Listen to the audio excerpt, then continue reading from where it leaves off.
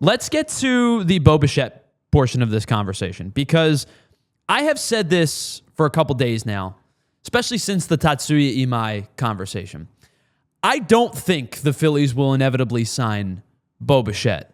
And I also think, too, that if the long play was Bichette the whole time and the stepping stones to get there were to not sign Tatsuya Imai, were to not sign Kazuma Okamoto, were to not sign any of the other big-time free agents that weren't Kyle Schwarber, between Schwarber signing and right now, leading to signing Don Mattingly as your bench coach, which inevitably gets you to Bo Bichette, then I will be the first person to tip my cap to the Phillies front office, say I was wrong, and give them credit for long playing this thing and reading the market properly to go and get a guy that will help your lineup enormously.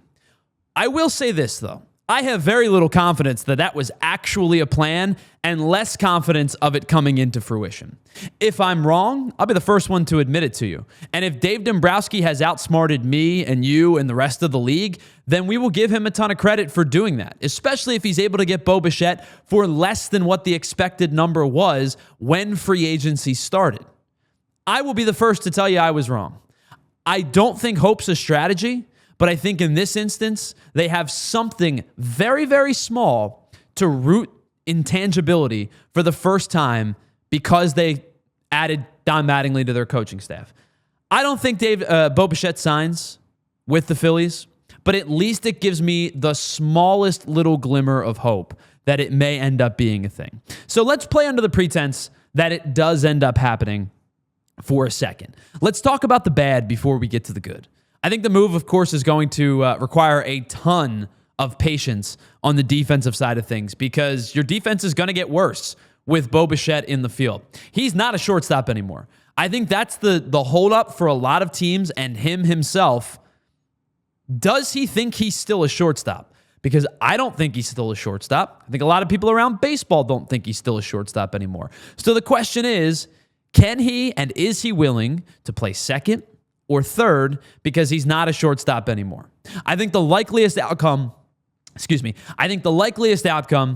is he ends up playing second base somewhere, unless he truly wants to hold out to be a shortstop, which in that case, he's going to get less years and less money, and the destination is going to be far less desirable than if he's willing to move to second base. Because his defense at shortstop last year was awful. He was in the first percentile of fielding with a negative 13 outs above average. He finished 287th in all of baseball with a negative 10 fielding run value, which was dead last among 71 shortstops, dead last among 108 middle infielders, and dead last among 175 infielders in total. Now, that's the bad. Let's get to the good.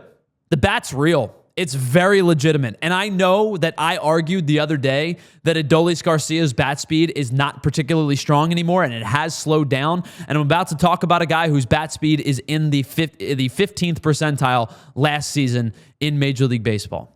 But the bat-to-ball skills are undeniable. In 2024, I picked him to win the American League batting title. He just proceeded to have the worst year of his career, but he bounced back in a big way in 2025. In 139 games played, a little bit of injury in there, but 139 games played, he hit .311 with a .357 on-base percentage, a .483 slug, an .840 OPS, nearly 20 home runs, 94 RBI, and 63 extra base hits. And in his career, he has 4 times finished in the top 5 in the American League in hits, including twice leading the American League in hits, and last year finishing in second. There's a lot to like. The chase rates are bad at times. There's no question about it. But he does not swing and miss a lot, and he does not strike out a lot. He does a really nice job of hitting the ball hard when he makes contact, which is a really good amount of his at-bats.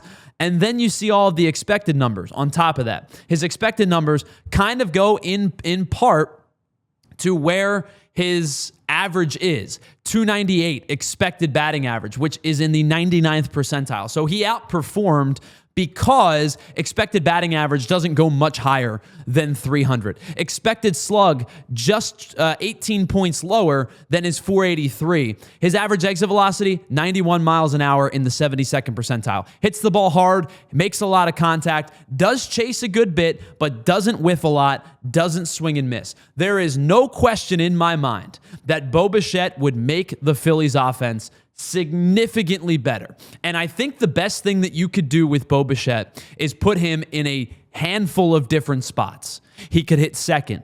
He could hit third to split the lefties. He could hit fourth if you wanted to put him behind Bryce Harper and let Kyle Schwarber continue to hit second.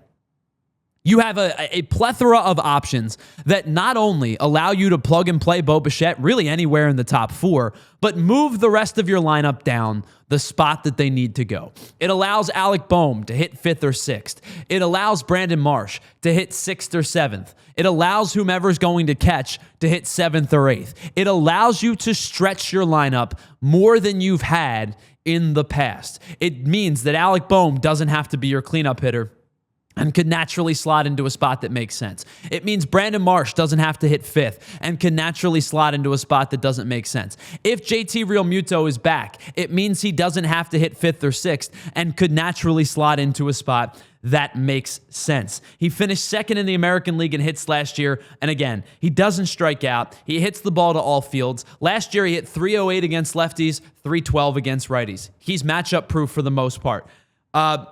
I don't think you're going to ask for a ton of pop. That 18 home runs is probably right in the range. 15 to 20 is where I expect him to be, but he's going to drive in runs when it matters. He hit 381 with runners in scoring position last year, and with those runners in scoring position, struck out just 21 times. This guy makes a ton of sense for the Phillies lineup if you're okay with making your defense worse. We'll get to that part in just a little bit. Now, I went and compared Bo Bichette's 2025 to the 2025 Phillies, and here's where he would have ranked. His 181 hits, first on the team. His 44 doubles, also first on the team. His 63 extra base hits would have only been behind Kyle Schwarber, who hit 56 home runs last season. His 18 home runs, despite the fact that he didn't reach the 20 plateau, would have been tied for third with Max Kepler. Only Bryce Harper and Kyle Schwarber hit more. His 94 RBI would have been second, only behind Kyle Schwarber's 132.